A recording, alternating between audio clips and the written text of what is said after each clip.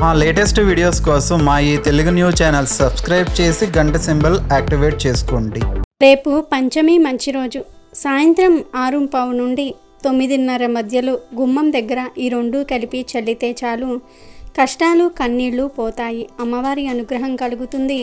అంతులేని ఐశ్వర్యం వస్తుంది. పంచమి తిథి చాలా మంచి తిథి. పంచమి రోజే లక్ష్మీదేవి జన్మించిందని పురాణాలు చెప్తూ ఉన్నాయి. అందుకే పంచమి తిథి అంటే లక్ష్మీదేవికి ఎంతో ఇష్టం. పంచమి తిథి ఉన్న రోజున ఎటువంటి పరిహారాలు చేసినా అద్భుత ఫలితాలు వస్తాయి.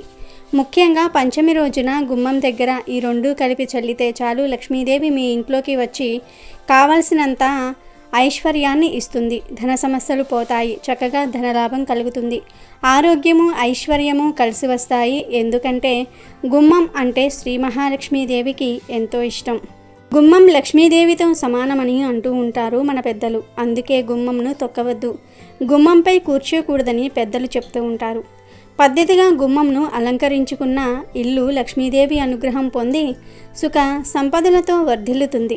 గుమ్మాన్ని కాలితో తన్నకూడదు, దానిపై కూర్చోకూడదు. ఎవరికైనా ఏదైనా వస్తువు లేదా డబ్బు ఇచ్చేటప్పుడు యువతల ఉండి అవతలి వాళ్ళకి ఇవ్వకూడదు. అది శుభ సూచకం కాదని పెద్దలు చెప్తూ ఉంటారు. స్త్రీలు గడప మీద కూర్చుని కన్నీరు పెట్టుకోకూడదు. ఇంటి గుమ్మంపై కూర్చొని ఎలాంటి పరిస్థితుల్లోనూ కూడా భోజనం చేయకూడదు. అదేవిధంగా గుమ్మం దగ్గర గోర్లు కూడా కత్తిరించకూడదు. చాలామంది గుమ్మంపై కూర్చొని తలదువ్వటము, పూలు మాల కట్టుకోవటము చేస్తూ ఉంటారు. పొరపాటున కూడా అలా చేయకూడదు. గుమ్మంపై తలపెట్టి నిద్రించకూడదు. ఇలా చేయటం వల్ల లక్ష్మీదేవిని అవమానపరిచినట్లుగా అవుతుంది. గుమ్మం దగ్గర ఈ నియమాలు పాటిస్తూ పంచమి రోజున ఒక పరిహారం చేసుకుంటే కష్టాలు కన్నీళ్లు పోయి అంతులేని ఐశ్వర్యం వస్తుందని శాస్త్రాలు చెప్తూ ఉన్నాయి. మరి పంచమి రోజు గుమ్మం దగ్గర ఏ పరిహారం చేయాలి, ఏ రెండు కలిపి చల్లాలి అనే విషయాన్ని ఇప్పుడు మనం ఈ వీడియోలో వివరంగా తెలుసుకుందాము. అంతకన్నా ముందు చ్యవన మహర్షి యొక్క కథను ఉందాం. దర్యాతికి ఒక్కగానొక కుమార్తె పేరు సుకన్య. నవ యవ్వన సుందరాంగి. ఒకరోజు సరియాతి వన విహారానికి రాజధానికి దగ్గరలో ఉన్న మానస సరోవరం అనే సరస్సుకు కుటుంబ సమేతంగా చేరుకుంటాడు. అక్కడే చ్యవన మహర్షి ఆశ్రమం ఉంటుంది. ఆ ప్రదేశంలో అనేక పశుపక్షాదులు ఉండేవి. అక్కడే ఉండే అడవిలో భృగు మహర్షి కుమారుడు చ్యవన మహర్షి ప్రాణాయామంతో తపస్సు చేసుకుంటూ ఉండేవాడు. దీర్ఘ తపస్సు వల్ల ఆయన మీదకు చలి చీమల పుట్ట చేరుతుంది. ఆ పుట్ట చుట్టూ చేరటం వలన చ్యవన మహర్షి ఒక మట్టి ముద్ద వలె కనిపించేవాడు. చర్యాతి కుమార్తె సుకన్య కూడా వనవిహారం జరుపుతూ చ్యవనుడు తపస్సు చేసుకుంటున్న పుట్ట వద్దకు వస్తుంది. చ్యవన మహర్షి పుట్టతో కప్పబడి ఉండటం వల్ల శరీరం కనిపించకుండా 2 కళ్ళు మాత్రమే మినుగురు పురుగు వలె సుకన్యకు కనిపిస్తాయి.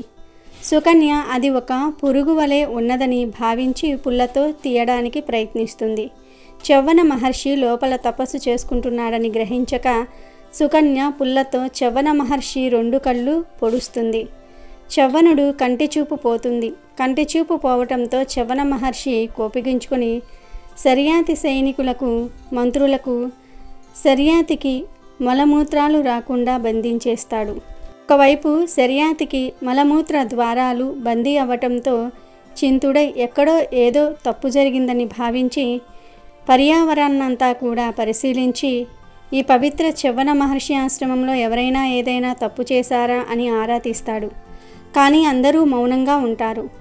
అంతలో సరియాతి వద్దకు సుకన్య వచ్చి చాపల్యంతో తాను అడవిలో తెలియక చేసిన అకృత్యం గురించి చెప్తుంది.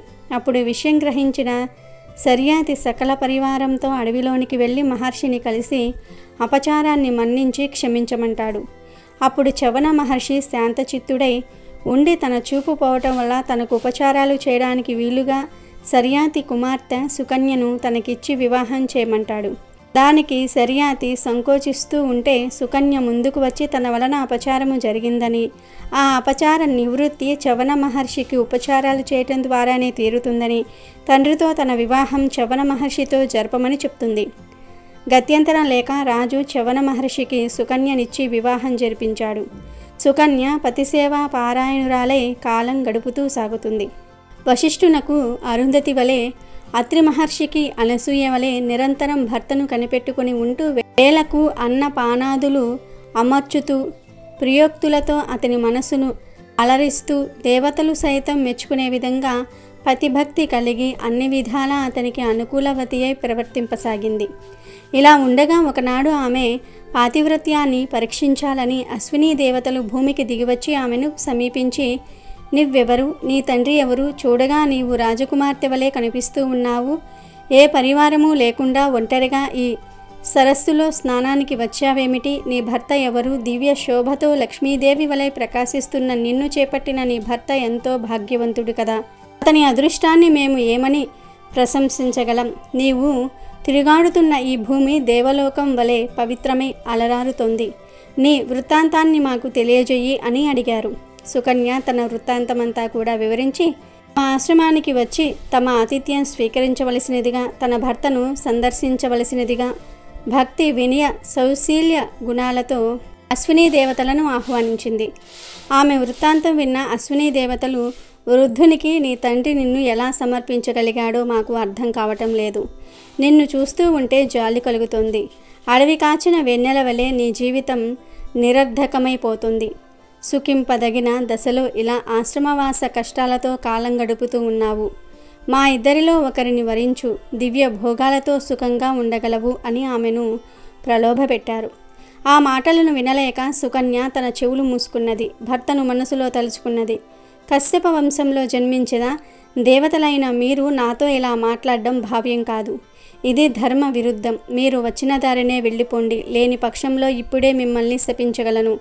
తపోధనుడైన చవ్వన మహర్షికి అర్ధాంగిని నేను అని ఆవేశపడింది. సుకన్య ఇలా కోపోద్రిక్తురాలై అశ్విని దేవతలను శపించబోగా వారు ఇలా అన్నారు, నారీమణి శాంతించు. పతిభక్తికి సంతోషంగా ఉంది. నీ భర్తను యవ్వనునిగా, రూప సంపన్నునిగా, నేత్రవంతునిగా చేస్తాము. నీ భర్తకు తెలియజేయమన్నారు. వెంటనే సుకన్య భర్తతో విషయమంతా కూడా వివరించింది. చవ్వన మహర్షి అందుకు ఆనందంతో అంగీకరించాడు. అశ్విని దేవతలు చవ్వనుని తమతో పాటు అక్కడ ఉన్న సరస్సులో స్నానం చేయవలసిందిగా సూచించారు. అశ్విని దేవతలతో పాటు మహర్షి కూడా సరస్సులోనికి దిగాడు.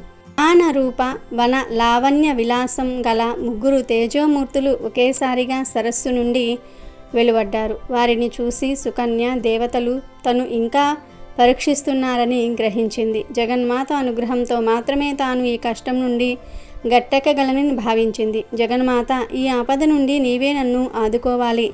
మూర్తులకు తల్లివై, జీవులకు భుక్తి ముక్తి ప్రధాయినివై, ఆశ్రయించిన వారికి కొంగు బంగారమై, అనుగ్రహ స్వరూపినివై, అలరారే దివ్యజనని, నా పతిని గుర్తించే శక్తిని అనుగ్రహించు.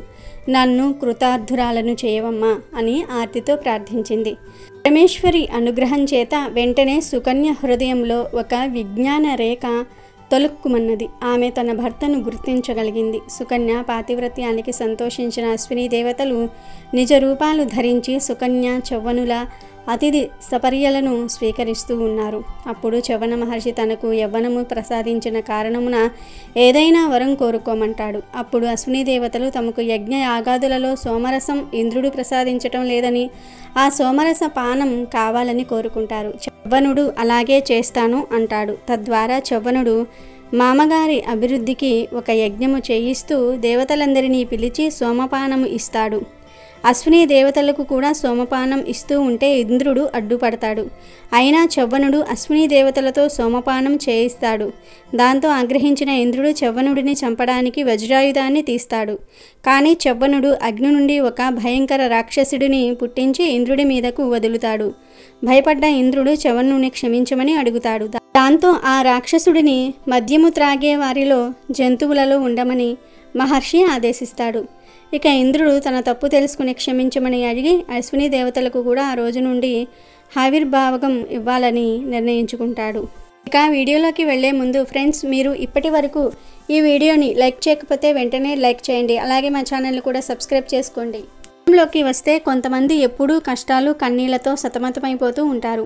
చేతిలో ధనం నిలవటం లేదని, నెలంతా కష్టపడి సంపాదించిన ధనం 1-2 రోజుల్లోనే ఖర్చయిపోతుందని ఎంతో బాధపడిపోతూ ఉంటారు. కన్నీళ్లు పెట్టుకుని ఏడుస్తూ ఉంటారు. ఇలా ఆర్థిక సమస్యలతో బాధపడేవారు, అప్పుల సమస్యలతో సతమతమైపోయేవారు చక్కగా పంచమి రోజు సాయంత్రం 6:15 నుండి 9:30 మధ్యలో ఒక ప్రత్యేక పరిహారం చేయండి.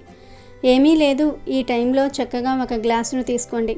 స్టీలు గ్లాసు లేదా గాజు, కాపర్ ఇలా ఏ గ్లాసును తీసుకున్నా పర్లేదు. ముందు ఒక గ్లాసును తీసుకుని దానిలో శుద్ధమైన నీటిని పోయండి. అంటే మీరు త్రాగే నీరు పోస్తే సరిపోతుంది. తర్వాత ఈ నీటిలో చిటికెడు గల్లులుపును, చిటికెడు పసుపును వేయండి. ఉప్పు, పసుపు అంటే లక్ష్మీదేవికి ఎంతో ఇష్టం. వీటికి నెగిటివ్ ఎనర్జీని తొలగించే అతీత శక్తులు ఉన్నాయి కనుక నీటిలో ఉప్పు, పసుపు కలపండి. ఉప్పు, పసుపుని కలిపితే ఎంత పెద్ద పెద్ద సమస్యలైనా సరే తీరిపోతాయి, జీవితాలు మారిపోతాయి. కనుక ఉప్పు, పసుపును నీటిలో వేయండి. తర్వాత కొంచెం రోజ్ వాటర్ను కానీ లేదా ఏదైనా అత్తరును కానీ వాటర్లో వేయండి. ఇవేమీ లేకపోతే చిటికెడు కర్పూరం పొడి వేయండి చాలు. పసుపు, కుంకుమ, కర్పూరం పొడి లేదా రోజ్ వాటర్ లేదా అత్తరు వీటన్నిటినీ కూడా నీటిలో కలిసేలాగా బాగా కలపండి.